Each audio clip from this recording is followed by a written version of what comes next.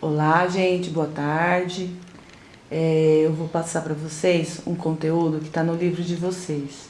A parte que eu estou pulando, depois, quando voltarmos às aulas normais, a gente faz, porque é uma parte que precisa de construção, então eu acho que é melhor a gente fazer juntos, tá? Essa parte não, essa parte vocês conseguem, com a minha explicação, eu acho que vocês conseguem fazer sozinhos, tá?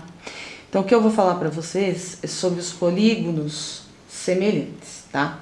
Quando dois polígonos são considerados semelhantes, ele precisa ter duas coisas importantíssimas. Primeira, precisa ter ângulos congruentes. O que são congruentes? Que tem a mesma medida, tá vendo? Então, aqui, ó, ângulo de 120 graus, ângulo de 120 graus. 60, 60, 60, 60, 120, 120. Então, isso, para um polígono ser considerado semelhante, é uma característica fundamental.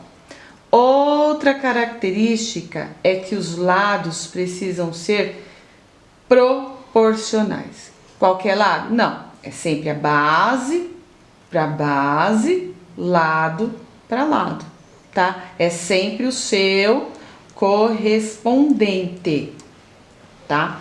Então aqui, primeiro eu coloquei um exemplo bem fácil, que ele é semelhante. Por quê? Porque todos os ângulos têm o seu correspondente, congruente. Então, ó, 120 graus, 120, 60, 60 e assim por diante. O lado também eu coloquei uma medida que dá para vocês perceberem que vai ser proporcional. Por quê? Porque um é a metade do outro. Tá vendo? Ó, 4, metade 2. 6 centímetros, metade 3 centímetros, tá? O que eu vou fazer? Como é que eu vou saber se esses lados são proporcionais ou não? A gente chama de razão de semelhança. A gente vai montar, por exemplo, aqui, base numa razão, né? Base do primeiro para base do segundo, tá? Lado do primeiro para lado do segundo, ok? Então, vai ficar base 1, 6, base 2, 3. O que eu faço agora com essa razão? Você tem duas opções. Ou você simplifica, ou você divide. Os dois resultados vão ser iguais. Então, eu vou simplificar. Dá para dividir por 3. 6 dividido por 3 vai dar 2. 3 dividido por 3 dá 1. Mesma coisa com o lado. Então, lado 1, 4. Lado 2, 2. Dá para simplificar por 2. 4 dividido por 2, 2. 2 dividido por 2, 1. Então, ó, a razão de semelhança foi a mesma. Uma coisa importante, ó. Vocês viram que aqui eu coloquei base do primeiro para base do segundo. Quando eu for fazer a outra razão de semelhança, eu não posso inverter isso aqui. Se eu comecei do primeiro para o segundo, todas as razões vão ter que ser nessa ordem. Do primeiro para o segundo. Como eu fiz aqui, ó. Lado do primeiro para lado do segundo. Ok? Bom, e quando for um polígono que não for assim tão evidente que são semelhantes, como que eu faço? Por exemplo, tem aqui, ó, dois retângulos. Mas será que eles são semelhantes? Como que eu vou ter certeza se são semelhantes ou não?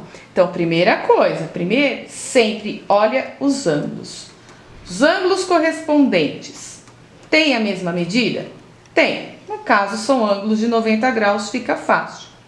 E agora, preciso também que os lados sejam proporcionais.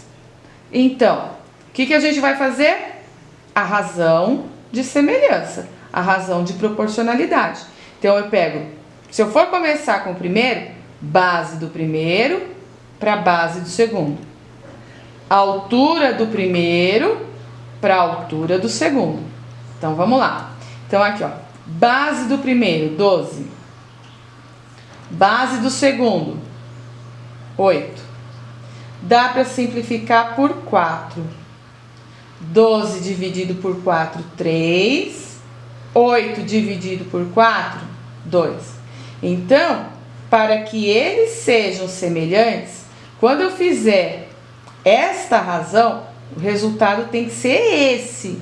Se não for esse, eles não são semelhantes. São dois retângulos quaisquer. Tá ok?